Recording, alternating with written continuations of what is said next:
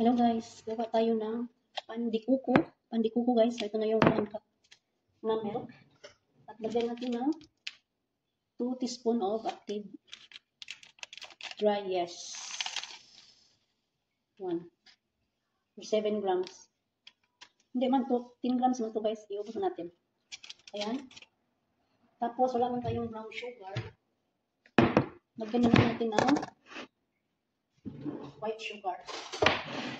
So white sugar guys, okay lang yan. 2 kutsara.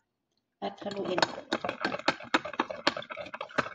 So na guys, takpan na natin ng 5 minuto. Ayun na no. So ngayon guys, isunod natin ang harina. 3 cup, 3 cups. Huy! 3 cups lang. Sorry na guys. First time ko itong gawin. Hindi na natin punuin, no? Kasi may naulog man. So, ayan. 3 cups. Ngayon, isunod natin ang 1/2 teaspoon of salt. Ayan. Tapos ang 1/3 na 1/3 sugar. At saka 1/4 cup na oil. So, first time ko to guys. Subukan ko lang kung ano talaga, no? Ngayon, haluin na natin. Gamitin na tayo ng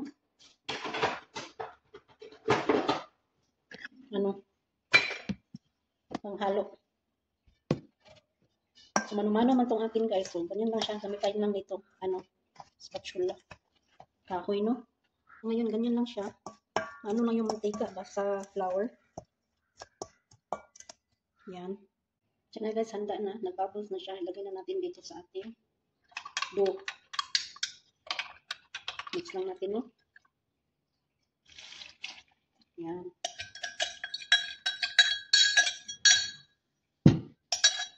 At haluin lang natin to.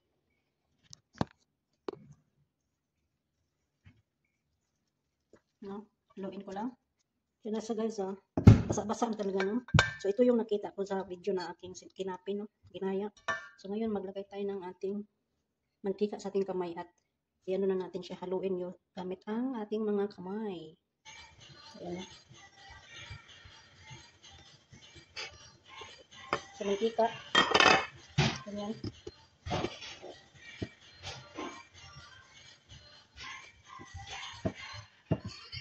What you making? Bread. Can I? Stop! Your hand is dirty. No, it's okay. Ayan na. Pusin na natin to. Kasi yung alaga natin nagwala na. Ay. So, stitch na siya guys. Soft siya, no? So, hindi lang talaga natin lagyan ng harina para hindi siya matigas. Mantika lang talaga ang natin. Idagdag sa ating mga kamay. Iwagayway. Kailangan salihan natin kasiyahan ng ating paggawa, no? Yan. Another mantika. So, ayan na siya guys, oh.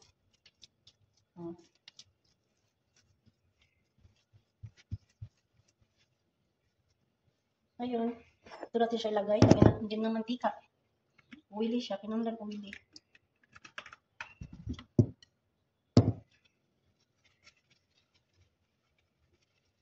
That's what they say. So, ayan na. Ilagay na natin ang ating dough for 1.5 hour.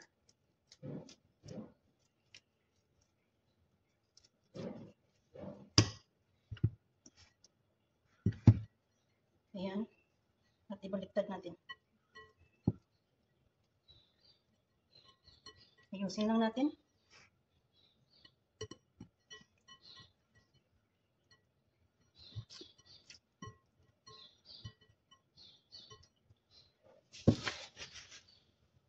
So, takpan na natin to.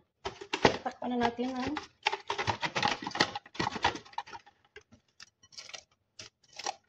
Biyahin lang talaga natin yung nakita natin, no? Para makita natin ang resulta. Malaman pala natin ang resulta. Kasi hindi natin malaman ang resulta kung hindi natin gayahin. Kasi first time kong gumawa ng candy coco. For 1.5 hour. Yan. Ano guys, ang ating gamit, butter or margarine. So wala tayo niyan. Gamit ako ng Mazola ghee. Tignan natin kung kagana rin, no? Tapos, ang ating sukal. Hindi natin paano, no? Tapos 2 cups na ito. Coconut. Ayan.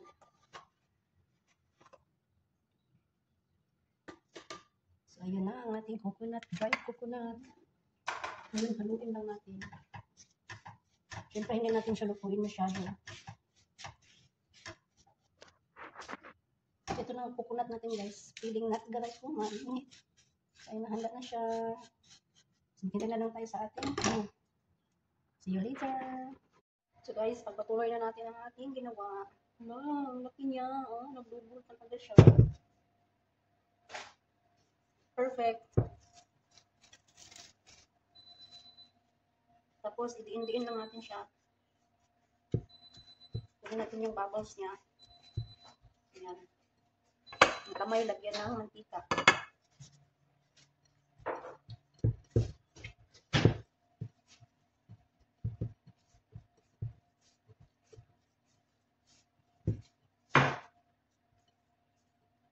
Ayan.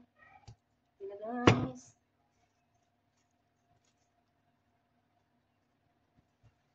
Ngayon, gawin lang natin. Pakabain lang natin siya, everyone. Kasi iwasan lang talaga daw natin na lagyan ng harina. Para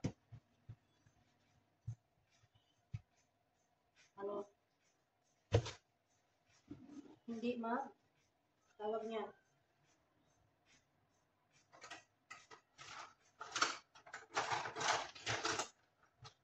Tingin na natin. Wala man tayong panghati, guys.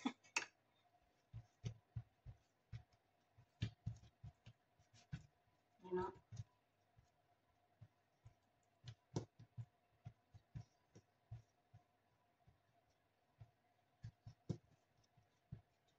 Kailangan pantayin lang natin siya.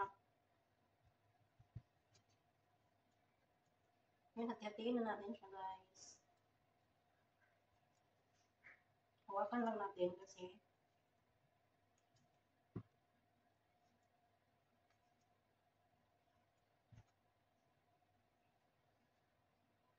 yan. Ayan, anuhin lang natin. I-press lang natin, bilugin. Malaki din pala siya, oh.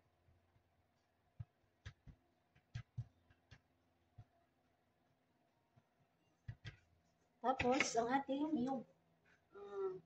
Niyog yan.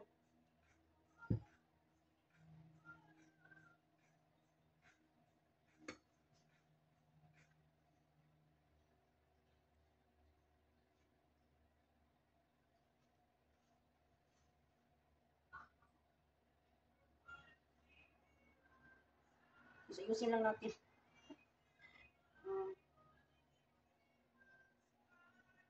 Kung hindi pa tayo marunong, guys, no? Bigyan nyo na yung kamay kong matigas. Matigas na mga daliri.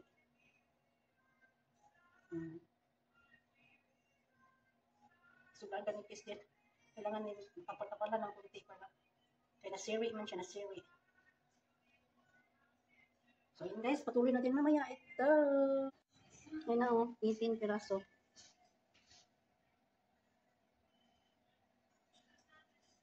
Ganyan lang natin.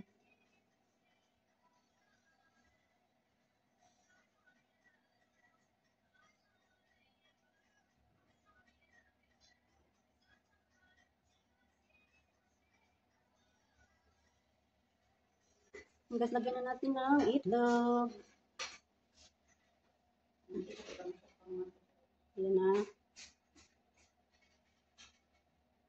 Tuloy lang natin to guys. So guys, tuloy natin guys. Luto na natin. Okay na siya. Oh.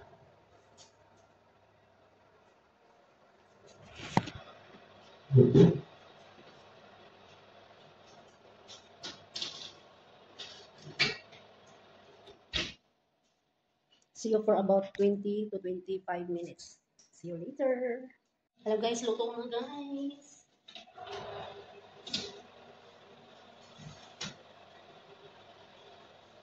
Yan.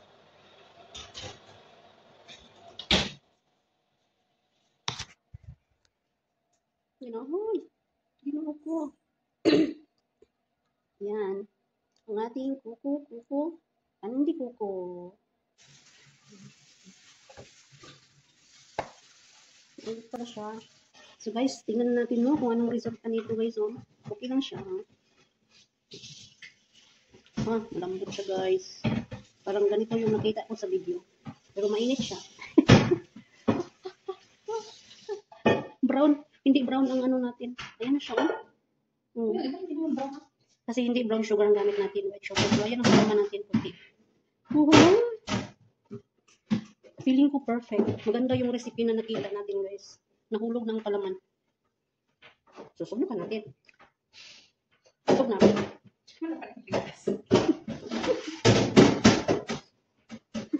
Amoy ko bro. Biyakin lang naman. Walang sabi ko buhay kung gusto niya. Amoy kupra. Kasi yung Nakakapit yung amoy na ang niyog natin ay dried. Maganda yung fresh na mabango. Ito mabangong kupra. Pero okay. Perfect. Gusto ko yung recipe niya. Gabo. Good job. So bye guys. Thank you for watching everyone. God bless us all. Sobrang puso ko.